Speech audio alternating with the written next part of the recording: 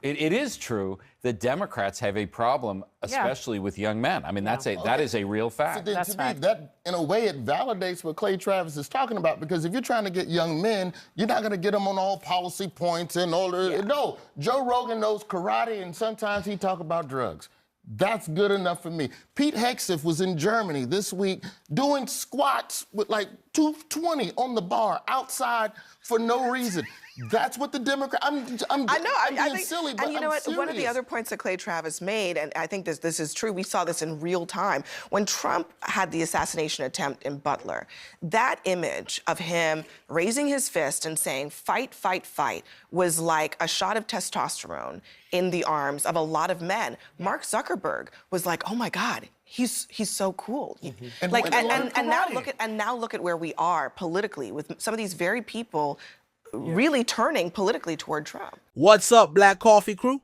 Today we're diving into a CNN panel smackdown of the Democratic Party for being, well, too feminine. Buckle up, because we're about to expose the hypocrisy on the left in the mainstream media. Yesterday, I met with a manufacturing company, but they also are engaged in getting young people more engaged in manufacturing. So I asked them, so how many of those students that are signing up and want to do this, how many are women? And they said, well, I know there's at least 13% or something. It was a low number. And you had mentioned trying to engage more women in manufacturing.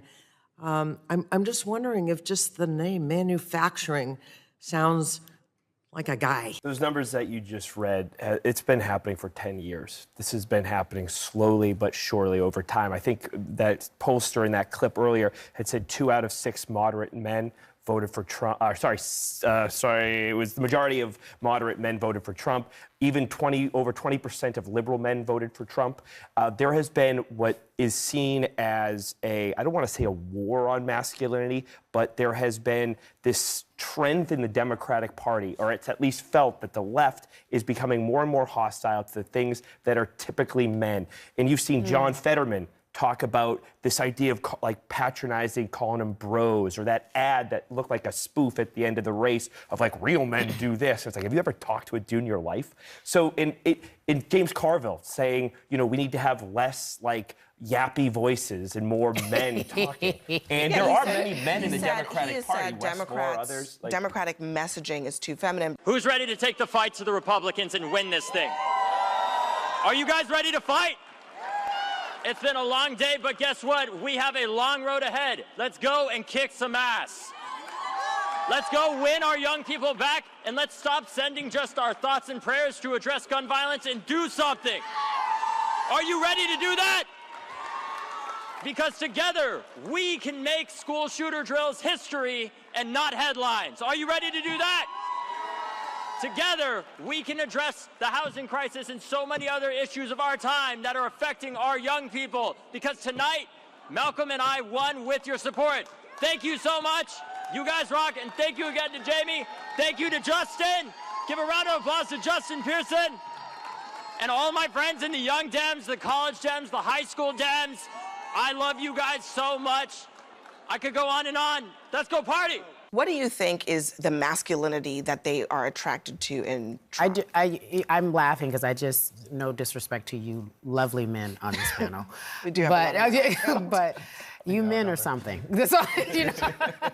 You men are something. And I can see the appeal of Donald Trump being a very strong masculine man, and I can see him winning over men, because I do agree the Democratic Party, for all intent and purpose, felt like a place for the others. And they tried to take on every issue that the Republicans didn't want. If you want to talk about trans, come here. If you want to talk about LGBTQIA, come here. If you want to talk about men and women, you know, in sports, come here. There were all of these things that I felt men wanted to say felt emasculating. It felt like, I'm not with that. I don't believe in that. And I'm going to go over here because they're saying what I'm thinking. And the abortion issue played a role in that. I mean, I think they did a political calculation. And I think no one cared about abortion. the big thing. I think no one cared about it.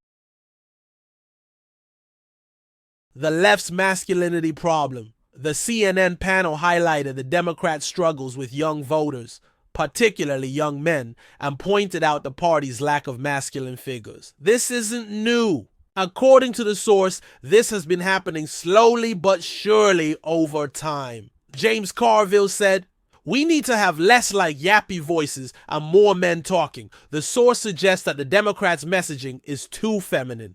Democrats are alienating men by pushing radical gender ideology and demonizing traditional masculinity. They promote a feminized, submissive version of manhood, which doesn't resonate with ambitious young men. The Democrats refuse to admit that men and women are different. They seem to think the peak version of a man resembles a woman, woke lunacy, and a demonization of men." The source points to examples like the congresswoman who suggested that the word manufacturing is sexist because it has man in the name. The source claims that the Democrats paint men as vicious, violent, unstable animals. This constant demonization of men and masculinity is causing men to leave the Democratic Party. The Bud Light debacle. The source brings up the Bud Light controversy, where a traditionally manly man's working class beer chose Dylan Mulvaney, a transgender male, as their spokesperson. According to the source, men are less likely to want to play around in the Democrats' made-up fairy tale world activity. The source says that when men were told if they didn't believe in the Democrats' woke agenda, they were labeled bigots and fascists. Trump, a real man. The CNN panel acknowledged Trump's appeal to men as a strong masculine figure. Even though he's not a shredded gym bro, his actions, like standing strong after being shot, demonstrate bravery and courage that men respect. The source emphasizes that men gravitate towards strong leaders. The image of Trump raising his fist and saying, "Fight," was like a shot of testosterone in the arms of a lot of men. Trump and the Republicans, unlike the Democrats, appreciate strong, hard-working men who want to provide for their families. Republicans told men, "We want to lower crime and give you safe streets for your family to enjoy."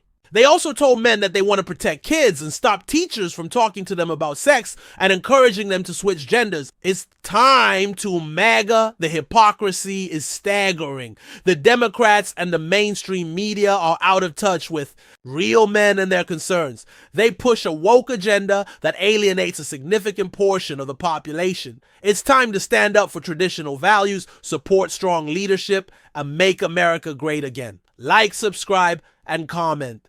So I asked them, so how many of those students that are signing up and want to do this, how many are women? And they said, well, I know there's at least 13%